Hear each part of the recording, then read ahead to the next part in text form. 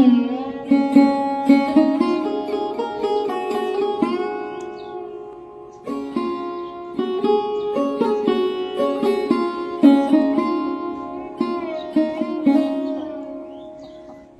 সকাল আমার প্রিয় বন্ধুরা, আশা করছি তোমরা যে যেখানে আছো সকলে ভালো আছো, সুস্থ আছো। বীরভূম জেলার ছোট্ট একটি গ্রাম থেকে আমি দৈবকী তোমাদের সকলকে জানাই আমার ব্লগ চ্যানেলে অনেক অনেক স্বাগত আর আমার অনেক অনেক ভালোবাসা। বাজে এখন সকাল 6:30 আর পুকুর ঘাটে চলে এসেছি বাসনগুলো মেজে নেব বলে। আর বাসন মাজার আগে যে কাজগুলো করি সেগুলো আগেই করে নিয়েছি, সেগুলো আর তোমাদের সাথে শেয়ার করা হয়নি।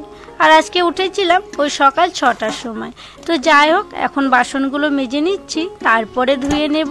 তো আমার প্রিয় বন্ধুরা, ভিডিওটি স্কিপ না করে সম্পূর্ণ দেখার অনুরোধ রইল তোমাদের কাছে। আরে হ্যাঁ বন্ধুরা, তোমাদের ওদিকে কেমন ঠান্ডা পড়েছে গো? কয়েকদিন আগে তো অনেকেই কমেন্ট করে বলছিলে যে তোমাদের ওদিকে এখনো গরম আছে, এখনো তোমরা পাখা চালাচ্ছ। তো এখন কেমন ঠান্ডা পড়েছে তোমরা কিন্তু কমেন্ট করে জানিও। তো যাই হোক, দেখো বাসনগুলো কিন্তু মেজে নিয়েছি, এবার এক এক করে বাসনগুলো ধুয়ে নেব। আর এই যে কাঁসার থালাটা দেখো কেমন কালো দাগ হয়ে আছে, এই দাগটা যেন উঠতেই চায় না যতই মাজি না কেন। তেঁতুল দিয়েও সেদিন মেজেছিলাম, উঠেনি জানো তো। তো যাই হোক, ওই একটা থালায় আর কি বের করা থাকে কাঁসার, আর নতুন ওই রুদ্রটা বের করেছি। বেশি থালা বের করে রাখি না জানো তো, ওই কাঁসার থালা কি ভারী হয়, ঘাটে নিয়ে যাওয়া নিয়ে আসা করতে হাত একদম ধরে যায়, সেই জন্য ব্যবহার করি না। ওই আত্মীয় স্বজন আসে তখন ব্যবহার করি। তো যাই হোক, সব বাসন ধোয়া হয়ে গেল। বাসনগুলো ধোয়ার পর কলতলায় চলে এসেছিলাম। আর জানো, কলতলায় এলাম জল ভরবো বলে, তখন অনেক ভিড় ছিল, তাই আমি একটু দাঁড়িয়ে গেলাম। ব্রাশটা করে মুখটা ধুয়ে নিলাম, তারপরে জলগুলো ভরতে শুরু করেছি। আর দেখো, অনেকগুলোই বোতল কিন্তু আমার ভরা হয়েছে, আর একটা বোতল আছে সেটা ভরলেই হয়ে যাবে। আর আজকে বাটি আর ছাঁকনি দুটোই নিয়ে এসেছিলাম। প্রথমে বাটিতে ভরলাম, তারপরে দেখলাম ভালোই জল উঠছে, তাহলে ছাঁকনিতে করেই ছেঁকে নিই, তাই ছাঁকনিতে করেই ছেঁকে নিলাম। আর এই যে গুজিটা আজকে করেছি, এটা গুজে দিলাম, জানি না কতক্ষণ থাকবে। ওই যে দেখছো ভেজা, তার আগে পর্যন্ত কালকে লেপা হয়েছিল, এই যে শুকনো হয়ে আছে। আর ভেজা থেকে আজকে লেপলাম সকালবেলায়, দেখো একদম এখান থেকে শুরু করে পুরো গলি লেপলাম একাই ঠান্ডাতে। দেখো পুরো একদম গোবর জল দিয়ে লেপে দিয়েছি, কিন্তু ওই গেটের সামনে লেপিনি, মানে গোবর জল ছিটিয়ে দিয়েছি। ওই লালি বাঁধা আছে ওই দিকটা, তারপরে দিদিদের চালাঘরটা সব গোবর জল ছিটিয়ে দিয়েছি। ঘাটের ওই পাশটাতে গোবর জল ছিটিয়ে দিয়েছি, মানে লেপতাম না তো গোবর নেই আর, মানে ঘুটে দেওয়া হলো সেই দিন, সব গোবরগুলো দিয়ে দিলাম, দিয়ে আর কি লেপা হলো না সেভাবে, মানে ছিটিয়েই দিতে হলো। তো যাই হোক, চলো হুনুন শালটা লেপতে আছে, হুনুন শালটা এখন লেপে নিই, তাহলে আর কি লেপালেপি শেষ হবে। আর এই যে কালকে ধান এসেছিল, এই যে এখানে রাখা আছে। জানো, কয়েকদিন থেকে উনুন শালটা লেপছি, তবে আমার যেন ঠিক পোষাচ্ছেই না, কারণ মাটি দিতে পারছি না সেই জন্য। আগে তো তোমরা দেখতে মাটি আর গোবর দিয়ে সুন্দর করে লেপতাম, তবে কি হয়েছে জানো, ওই যে যেখানে আমাদের ঘর ভাঙা মাটিগুলো ছিল, ওখানে মাটির ওপরে কারা যেন অনেক খড় রেখে দিয়েছে, দিয়ে মাটিগুলো সব ঢাকা গেছে। তো ওখান থেকে মাটি নিতে পারছি না, আর ওই মাটিগুলোই খুব সুন্দর লেপা হতো, তাই ঠিক ভালো লাগছে না। শুধু গোবর দিলে কি হয় যেন, একটু খড়খড়ে ভাব থাকে, আর মাটি দিলে কি সুন্দর পিলপিলে হয়, লেপতেও ভালো হয়, আর আর কি তাড়াতাড়িও হয়ে যায়। তো যাই হোক, এই গোবর দিয়ে আজকে উনুন শালটা লেপে নেব। তো চলো, উনুন শালটা লেপতে লেপতে তোমাদের সুন্দর সুন্দর নামগুলো নিয়ে ফেলি। নলহাটি থেকে এক দিদিভাই লিখেছে, তোমার ভিডিওতে আমার মেয়ের নামটা নিয়ে, ওর নাম হচ্ছে অনুষ্কা। এই যে অনুষ্কা সোনা, তোমার নামটা নিয়ে নিলাম, আর তোমাকে অনেক অনেক ভালোবাসা জানাই গো। পরের নামটি হচ্ছে খুকুমণি দিদিভাই।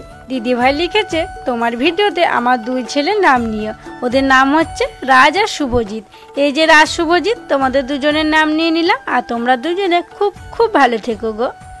তারপরের নামটি হচ্ছে এক বোন লিখেছে, তোমার ভিডিওতে প্লিজ আমার মেয়ের নামটা নিও, মেয়ের নাম হচ্ছে আফরিনা খাতুন।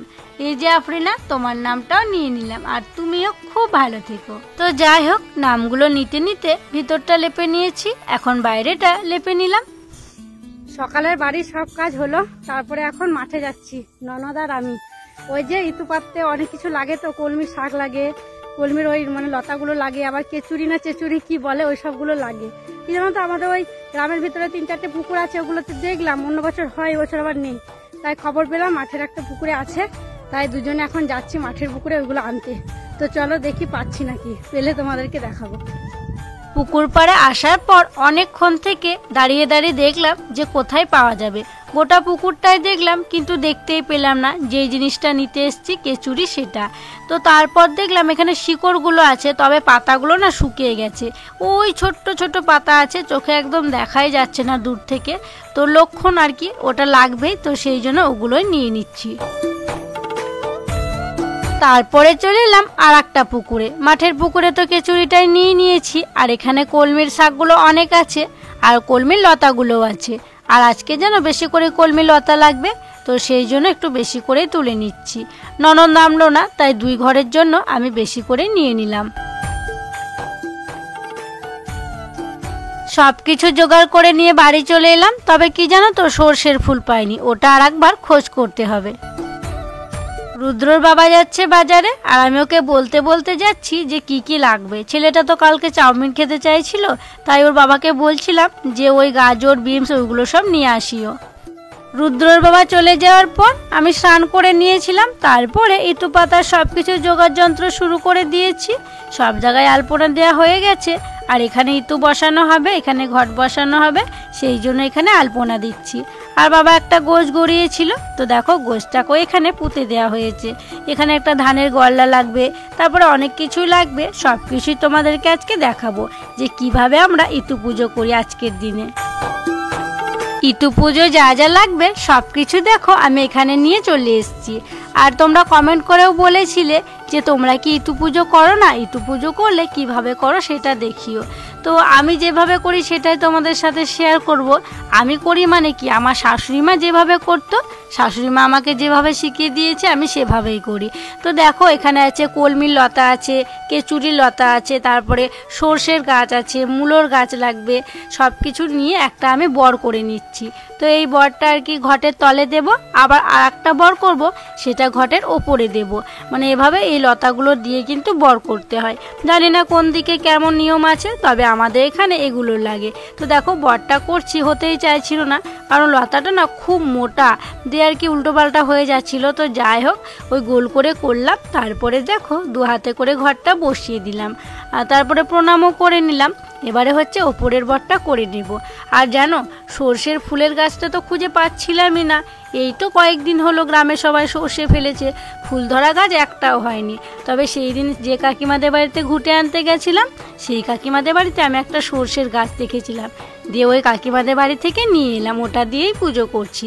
তো দেখো আর একটা আমি বর করে নিলাম, তারপরে ঘটের ওপরে দিয়ে দিলাম। আর মূলো লাগে, মূলোটাকে আগে ধুয়ে নিয়েছি, মূলোটাতে সিঁদুর দিয়ে দিলাম, কলাটাতেও সিঁদুর দিয়ে দিলাম, তারপরে ঘটের ওপরে দিয়ে দিলাম, তারপরে ঘটের ওপরে ফুল দিলাম, তারপরে প্রসাদ করেছিলাম প্রসাদটাও দিলাম। এবারে দেখো জল দিয়ে দিচ্ছি।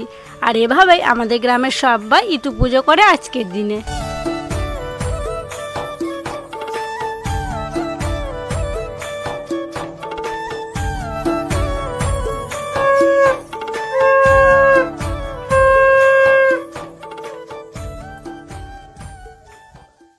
বন্ধুরা ইটু পুজো করা আমার শেষ হলো, আর ঠাকুর সেবা দিয়ে দিয়েছি। আর এবার হচ্ছে নবান্ন করা হবে। আর আজকে তো হচ্ছে ছোট নবান্ন। আজকের এই ইটু পুজোর দিনে সবাই বলে গ্রামে আর কি ছোট নবান্ন, তো ছোট্ট করে নবান্ন করা হয়। ওই বড় নবান্নে তোমরা দেখেছো অনেক কিছু আয়োজন ছিল, কিন্তু ছোট নবান্নে অত কিছু আয়োজন করা হয় না, ওই অল্প কিছু দিয়েই করা হয়। আজকের দিনে এই নবান্ন আর কি চালগুড়ির গুলনি খেতে হয়, তাই দেখো গুলবো, গোলার জন্য সবকিছু নিয়ে বসে পড়েছি। এখানে আছে চালগুড়ি, আর এখানে আছে চিনি, নারকেল, দুধ, আর এখানে আদা, আর হচ্ছে মূলো বাটা। তো সবকিছু দিয়ে এখন মিশিয়ে নেবো। আর একদিন তো তোমরা দেখেছিলে অনেক কিছু দিয়েছি। তো চলো প্রথমে দুধটা দিয়ে দিই।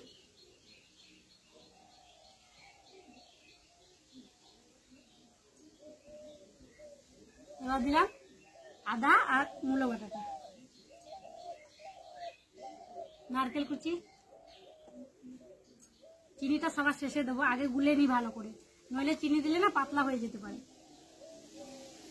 দেখো দুধটা কিন্তু খুব ঠিকঠাকই আছে, এরকমই ভালো। আবার চিনি দেবো, তো চিনি দেওয়ার পর আরেকটু কিন্তু পাতলা হয়ে যাবে, তাহলে একদম ঠিক হয়ে যাবে। তো চলো এখন চিনিটা দিয়ে দিই। চিনি দেখো প্যাকেটে নিয়ে আসা হয়েছিল, যে প্যাকেটেই ছিল, প্যাকেট থেকে দিয়ে দিচ্ছি। তবে খুব বেশি চিনি দেবো না, কারণ বাবা মায়ের সুগার তো, অল্প হালকা মিষ্টি খায় আর কি, এইটুকুনাই দেবো। চিনিটা দিয়ে এখন ভালো করে ফেটে ফেটে মাখিয়ে নেব, তবে চিনিটা গলবে, নইলে গলতে যাবে না। আর দেখো কি সুন্দর সাদা, একদম ফটফটে, দেখতে কি সুন্দর লাগছে, তাই না? সবকিছু ঠিকঠাক করে নিয়েছি, তারপরে 4 জনের জন্য 4টে থালা নিয়ে চলে এসেছি। এখন দেখো বেড়ে নিচ্ছি। আর আজকে তো আমাদের ছোট নবান্ন, আগেই বললাম। আর ছোট নবান্নটা কিন্তু ছোট্ট করেই করা হয়, বড় করে চাইলেও করা যায়। তবে কি বলতো, গ্রামের মানুষরা না মানে আজকের দিনে এভাবে ছোট করেই সবাই করে, তাই সবার বাড়িতে একই হয়। তো যাই হোক, যা যা করা হয়েছিল আজকে ছোট নবান্ন উপলক্ষে সব দেখো এক এক করে দিয়ে দিচ্ছি। চালগুলো নিয়ে দিলাম, কলা দিলাম, নারকেল দিলাম, চিড়ে দিলাম, আর বোঁদে করা হয়েছিল, বোঁদেও দিলাম। তো বাবা বসেছে, রুদ্রর বাবা, আমি আর মা তো চেয়ারে বসেছে। আর রুদ্রকে দেখতে পাচ্ছ না, ও হচ্ছে কাকাদের বাড়িতে খাওয়া দাওয়া করছে। ও যেন কাকাদের বাড়ি গেছিল, দিয়ে কাকিমা বলেছে নবান্ন করবি আয়। দিয়ে রুদ্র বলেছে আমাদের তো মা করে না, মানে আমি যখন করছিলাম ও ছিল না, দেখেনি, আগে এসেছিল। দিয়ে আবার ওদের বাড়িতে ও খাওয়া দাওয়া করে নিয়েছে, আর আমরা এখন খেয়ে নিচ্ছি। খাওয়া দাওয়া করে বাসনগুলো ধুয়ে নিয়ে এলাম, তারপরে দেখো চলে এলাম সবজির ঝোলাটাকে নিয়ে। রুদ্র বাবা তো বাজারে গেছিল, কি কি নিয়ে এসছে দেখানোই হয়নি, আর আমারও দেখা হয়নি। ওই ওপরেই ছিল মূলোটা আর আদাটা, ওটা আগেই নিয়েছিলাম, তারপরে ওই যে থ্যাতলাতে হয়েছিল ওগুলো নিতে দেওয়ার জন্য। তো এখন দেখো বাইরে নিয়ে চলে এসেছি, আর এখানে কাটাকুটি করব, সেই জন্য উনুন শালের সামনে আর কি ঢেলে নিলাম। দেখো লাফা নিয়ে এসছে, তারপরে গাজর নিয়ে এসছে, মানে চাউমিনে লাগবে বলে ওগুলো সব নিয়ে এসছে, বাঁধাকপি, ফুলকপি, অনেক কিছুই কিন্তু সবজি নিয়ে এসেছিলো।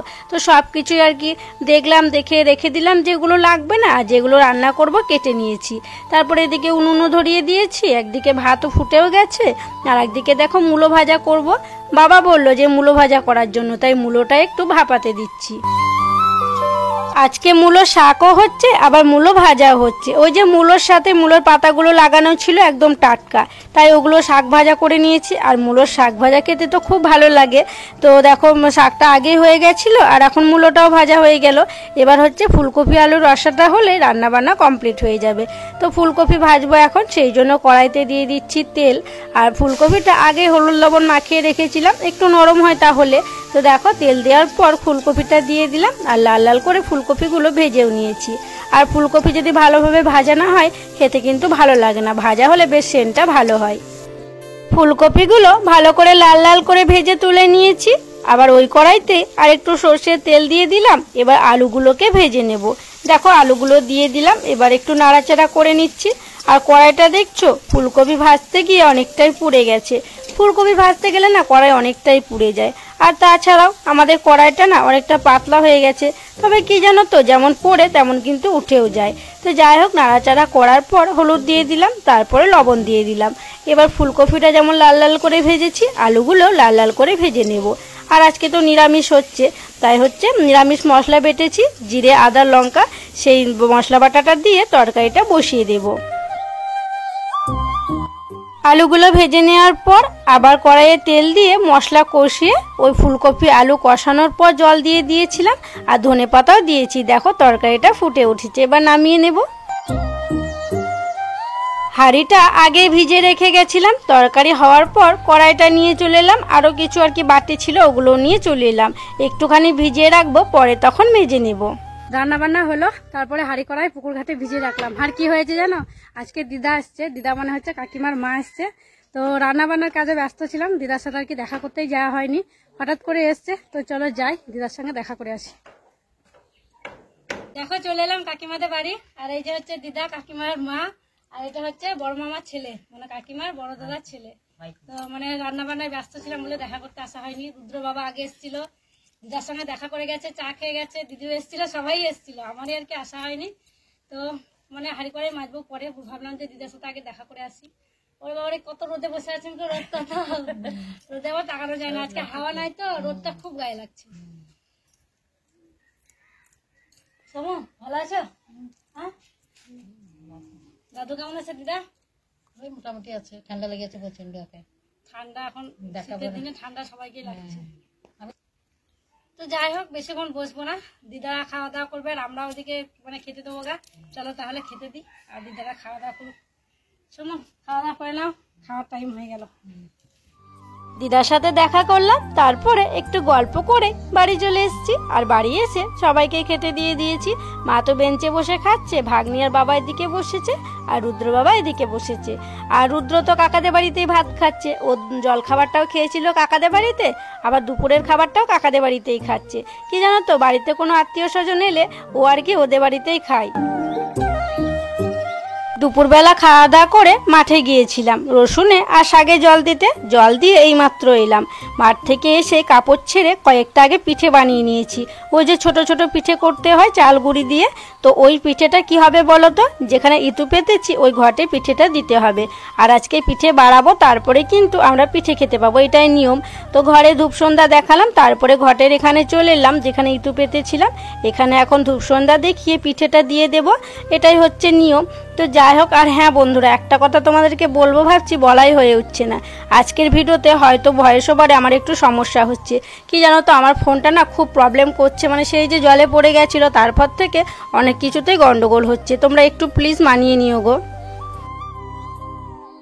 সন্ধ্যা দিলাম, তারপরে দেখো সবাই একসাথে বসে আছি আর আমি খাচ্ছি কলা। আর জামাইবাবু এলো একটু আগে, দিয়ে নবান্নের প্রসাদ রাখা হয়েছিল, জামাইবাবুকে দেয়া হলো। তো জামাইবাবু এখন নবান্নের প্রসাদ খাচ্ছে, যেগুলো আমরা আর কি দুপুরে খেয়েছিলাম, মানে 10টার সময় খেয়েছিলাম। আর দিদি দেখো বোদের কড়াইটা নিয়ে বসে আছে, মানে এটা এখন খাবো আমরা, অনেকটাই আছে। তো একটু করে সবাই যে যা পারবো আর কি খাবো, আর রাখবো না আর কি। আজকে সকালে করা হয়েছে, যতটা পারবো আর কি খেয়ে নেবো সবাই মিলে ভাগাভাগি করে। তাহলে কলাটা খাই। তো যাই হোক, খাওয়া দাওয়া করে নিয়ে আমরা এখন সন্ধ্যেবেলায়, এটা আমাদের হচ্ছে টিফিন। রাত্রে আবার আর কি খাওয়া দাওয়া করবো, রুটি করবো, সবাই আজকে রুটি খাবো, কারণ আজকের দিনে মেয়েরা আমরা আর কি আমাদের গ্রামে সবাই একবেলা ভাত খায়। তো যাই হোক, চলো বন্ধুরা, তাহলে আজকের ব্লগটা আর বড় করছি না গো, এখানে শেষ করছি। তোমরা সকলে ভালো থেকো, সুস্থ থেকো। আর যারা নতুন বন্ধু হয়ে আমার এই ভিডিওটি দেখছো তাদেরকে আমার পাশে থাকার জন্য অনুরোধ করছি। আর যারা পুরনো বন্ধু হয়ে আমার পাশে আছো তাদেরকে আমার অসংখ্য অসংখ্য ধন্যবাদ আর অনেক অনেক ভালোবাসা। দেখা হবে আবার পরবর্তী ব্লগে।